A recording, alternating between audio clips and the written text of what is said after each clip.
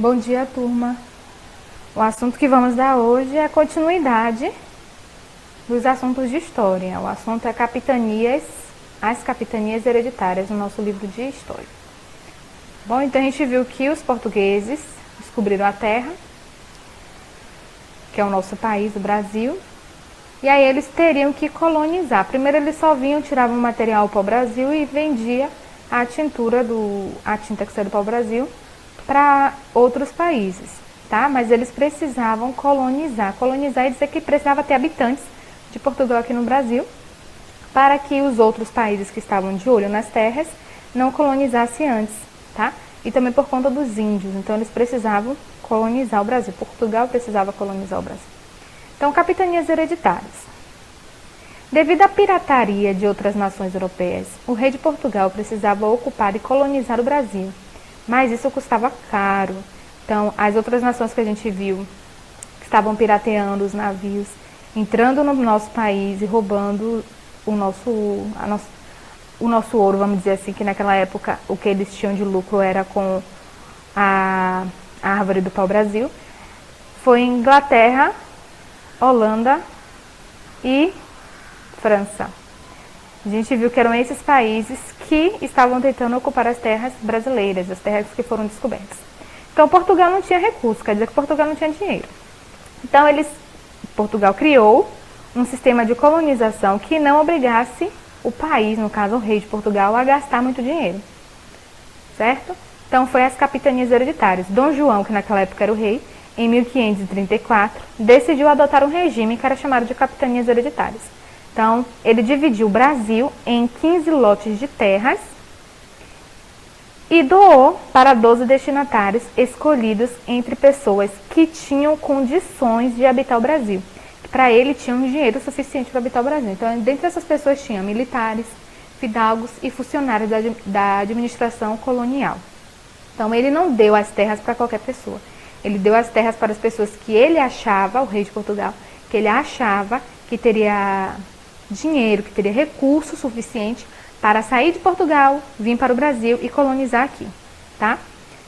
Se encarregariam de garantir a posse das terras e explorá-las, pagando a Portugal parte dos lucros obtidos. Então, a gente já viu que de Portugal nada é de graça. Eles deram a terra, eles doaram a terra, mas tudo que a pessoa conseguisse adquirir com a terra que foi doada, uma parte do dinheiro ia para Portugal. Então, uma parte do lucro iria para Portugal. Com a divisão das terras, o rei de Portugal transferia os gastos com a colonização para os nobres, que exploravam a terra com seu próprio recurso. Então, vamos dizer que ele deu a terra para a pessoa que tinha que tirar dinheiro para sair de Portugal para vir para aqui, para comprar os materiais, para mandar a pessoa vir trabalhar aqui. Tá? E quando você tivesse seu lucro, você tinha que dar uma parte do seu lucro para Portugal como pagamento. Tá bom? Então, os 15 lotes de terras eram chamados de capitanias hereditárias porque tinham caráter vitalício, ou seja, podiam passar de pai para filho, mais velho como herança. Então, era capitanias hereditárias, hereditária porque passava de pai para filho, tá? É tipo uma herança. Então, aí na imagem a gente consegue ver quais eram as capitanias hereditárias. Tem Maranhão, segundo Quinhão, Maranhão, primeiro Quinhão, Ceará, Rio Grande, Itamaracá, Pernambuco, Bahia de Todos os Santos, Ilhéus, Porto Seguro, Espírito Santo, Tomé, São Vicente, Santo Amaro, São Vicente e Santana. Tá? Então, esses eram os 15 lotes de terra. Observe na imagem. De um lado estava como o Brasil era e do outro lado o que era toda a parte que ficou para a Espanha. Por isso que os países que têm ao redor do Brasil falam espanhol. Tá? Porém, o sistema de capitania hereditária não deu muito resultado. Tá? Muitos donatários não se interessaram pelas terras que receberam e outros não tinham recurso suficiente para colonizar as capitanias, que sofriam ataques dos indígenas e dos franceses. Como assim? A terra era do índio. Portugal que achou que era dona.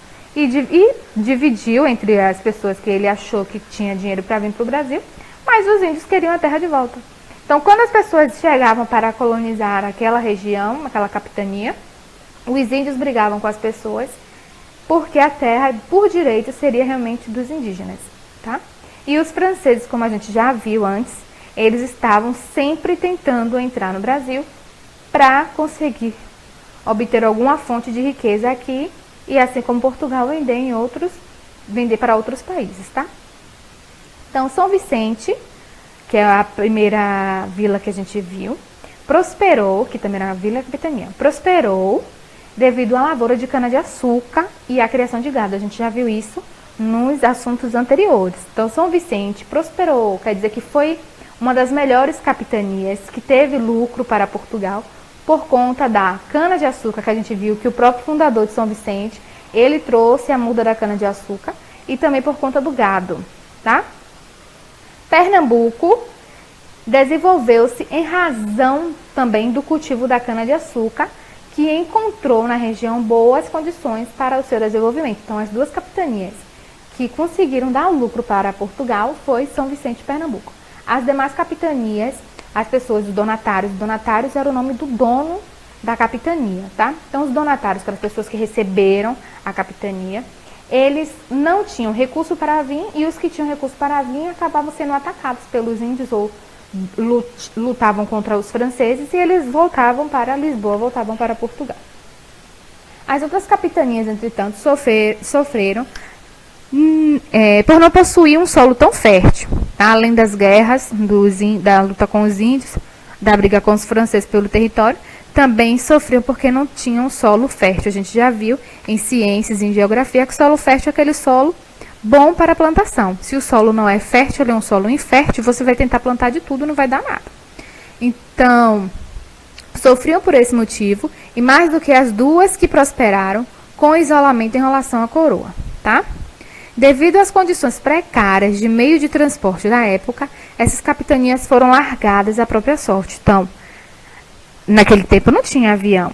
Então, para vir de Portugal para a Bahia, para vir para o Brasil, a viagem durava em torno de 2 meses. E precisava ter dinheiro, ter uma ajuda suficiente para poder pagar a viagem, pagar as pessoas para vir. Quando você chegar aqui, você ainda pagar a construção, porque não tinha casa, você teria que desmatar aquela região, aquela área da sua capitania para poder construir a casa.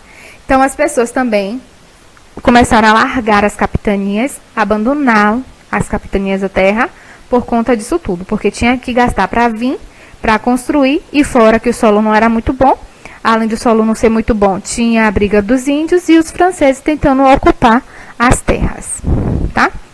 Então, apesar dessas dificuldades, as capitanias lançaram as bases da colonização. Como assim? Está dizendo que graças às capitanias começou a colonização no Brasil, porque a gente já viu que teve a primeira vila, que foi São Vicente.